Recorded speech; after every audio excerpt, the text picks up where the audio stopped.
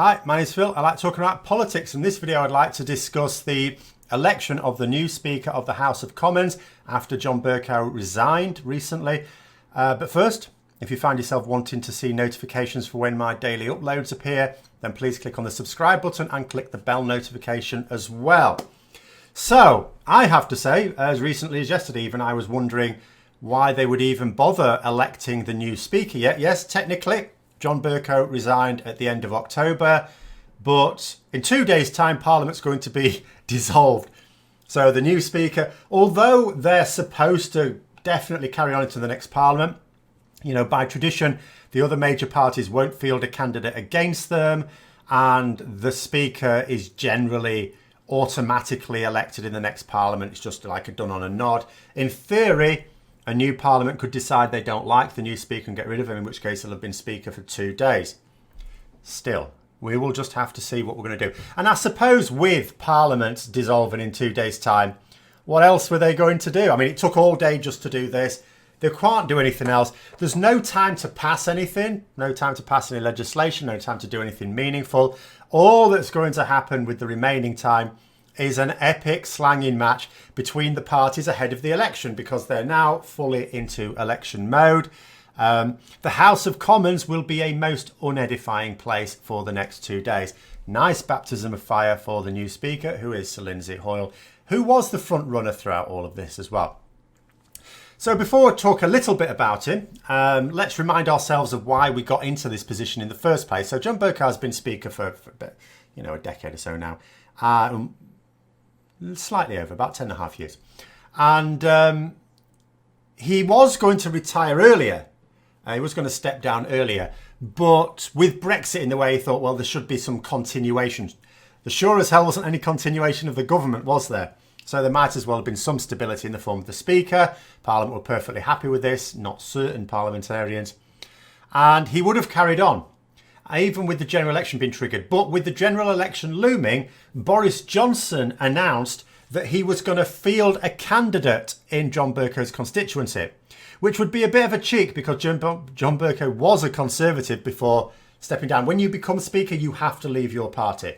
The Deputy Speakers don't get to vote either, but they at least stay in their parties, which can be confusing if you're reading the number of Labour MPs and Conservative MPs, because in terms of the votes they have to available, you have to deduct the deputy speakers.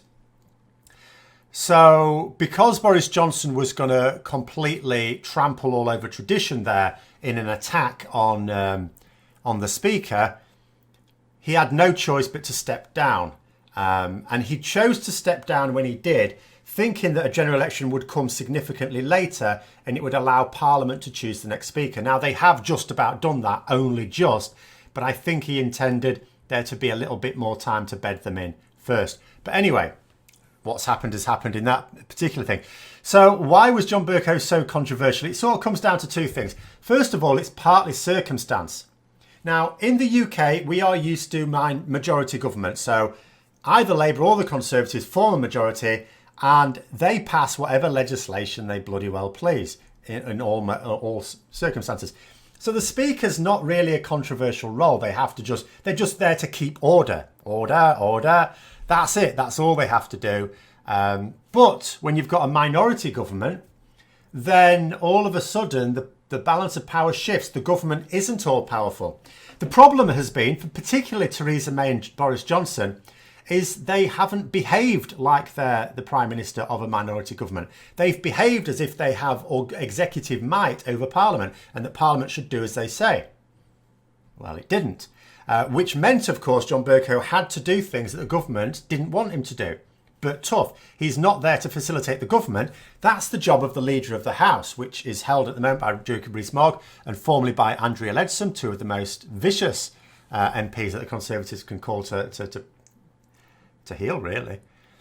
So John Bercow, he acts for Parliament. And when non-government MPs are the majority, well, that means quite a lot of the time he's going to be doing what they want and the government do not want to do.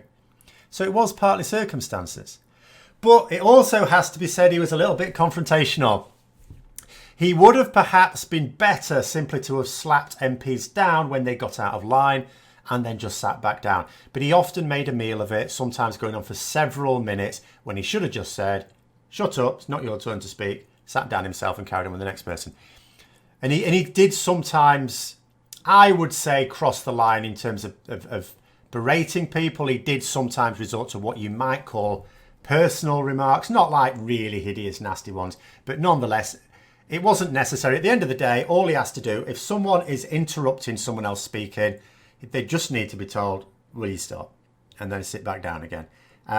So part of it was that he had a very confrontational manner. In fact, one of the candidates for Speaker tonight who just missed out, Chris Bryant, actually said that the Speaker should be an umpire, not a player, which was a key.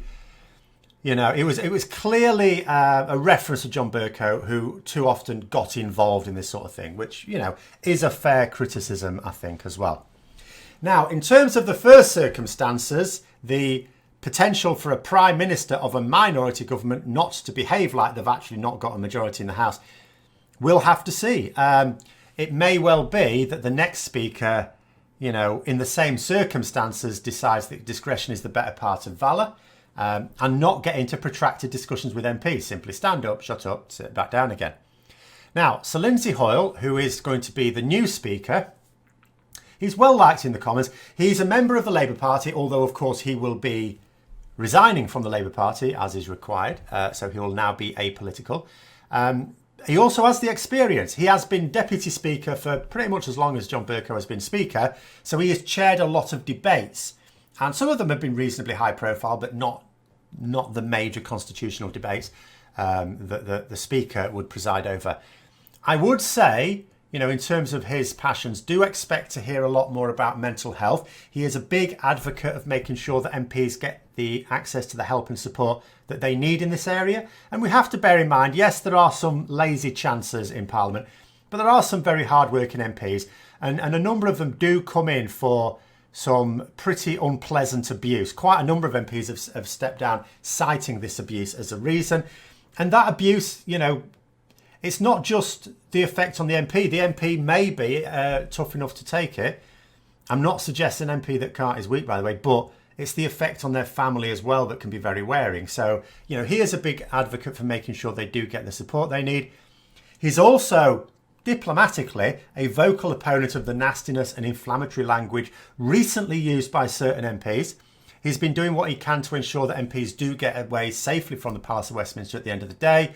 And he's also spoken out in favour of, say, pedestrianising the area outside the Palace of Westminster as well as having an area set aside for protesters so they can protest peacefully and safely, more importantly, without the fear of cars going up and down all the time. But how he would deal with a minority government that tries to throw its weight around as if it has a hefty majority, as the last two Prime Ministers have done, well, we just have to wait and see on that one. As I say, he has got experience of chairing debates and he has proven to be strong enough to deal with poor behaviour amongst prominent politicians, but we haven't seen him in the cauldron of fierce constitutional debates in the same way that we have with John Bercow. It may be that it doesn't have to. It may be that either one party gets a majority in the House of Commons or a new government is formed that is actually more respectful towards the role and towards Parliament in general.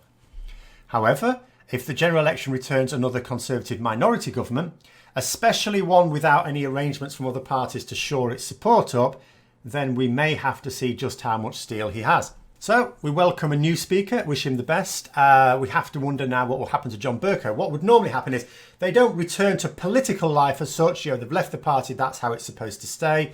They would normally be elevated to the House of Lords and they carry on there. I mean, technically that's political activity, but it's not party political activity.